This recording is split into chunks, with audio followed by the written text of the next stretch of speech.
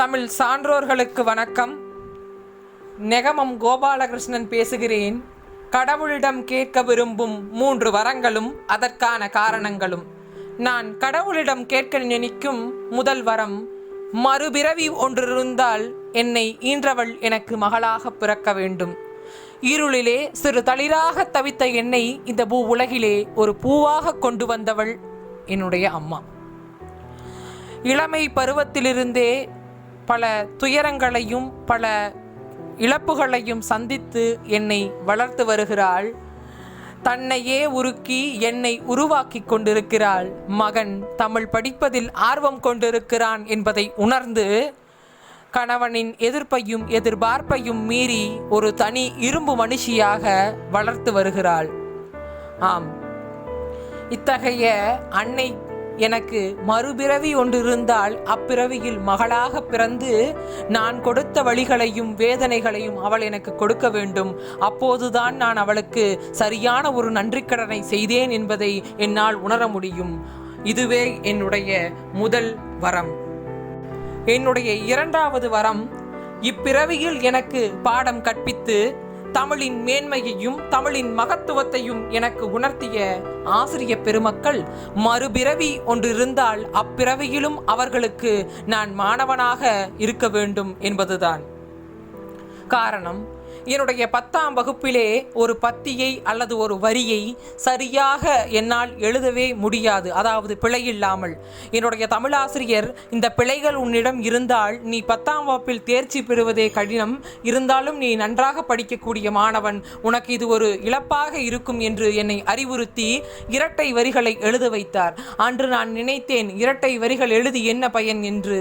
ஆனால் அந்த இரட்டை வரிகளால் என்னுடைய எழுத்தும் பட்டை தீட்டப்பட்டது, என்னுடைய பிழையும் திருத்தப்பட்டது. நான் 10ஆம் வகுப்பிலே 92 மதிப்பெண் எடுத்து வெற்றி பெற்றேன்.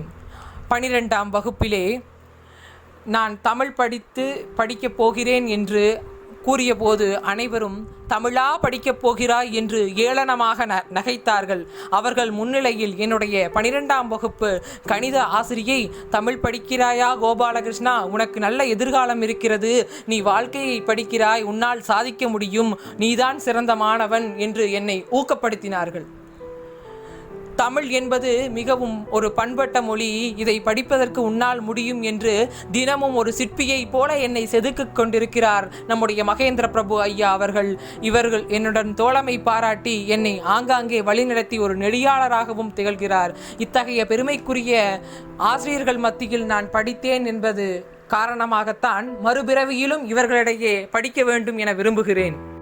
என்னுடைய 3வது வரம், தமிழ் என்பது மிகப்பெரிய ஒரு கடல். அதை முழுமையாக படிப்பது யாராலும் முடியாது. அடுத்த பிறவி ஒன்று இருந்தால் அப்பிறவியில் நான் தமிழை முழுமையாக படிக்க வேண்டும் என்பதுதான் என்னுடைய 3வது வரம். ஆம், அந்த தமிழ் என்னும் கடலில் அடுத்த பிறவியிலாவது நான் மூழ்கி முத்தெடுக்க வேண்டும் என்பதுதான்.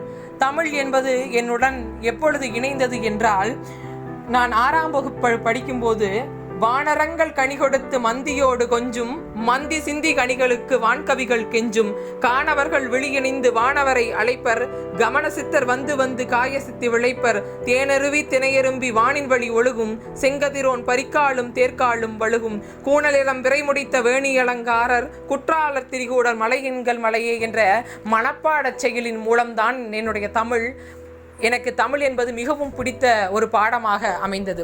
என்னே தமிழின் பெருமை என்னும் வியக்கும் அளவிற்கு திரிகூட ராசப்ப கவிராயர் அழகாக எழுதியிருக்கிறார். இந்த பாடலினால் தான் நான் தமிழில் ஆழ்ந்தேன். தமிழில் பக்தி இலக்கியங்கள், புராணங்கள், இதிகாசங்களில் நனி சொட்டச் சொட்டச் சுவைத்து படிக்க வேண்டும் என்பதுதான் என்னுடைய ஆவல். அதனால் தான் என்னுடைய 3வது வரம் தமிழை முழுமையாக படிக்க வேண்டும் என்ற வரம். சாகும் போதும் தமிழ் படித்து சாக வேண்டும் என்றன் சாம்பலிலும் தமிழ் மலர்ந்து வேக வேண்டும் என்ற சிந்தனையை முன்னிறுத்தி விரைபடுகிறேன். நன்றி, வணக்கம். இந்த வீடியோ பற்றிய கருத்துக்களை கமெண்ட் பண்ணுங்க. சேனலை மறக்காம சப்ஸ்கிரைப் பண்ணுங்க.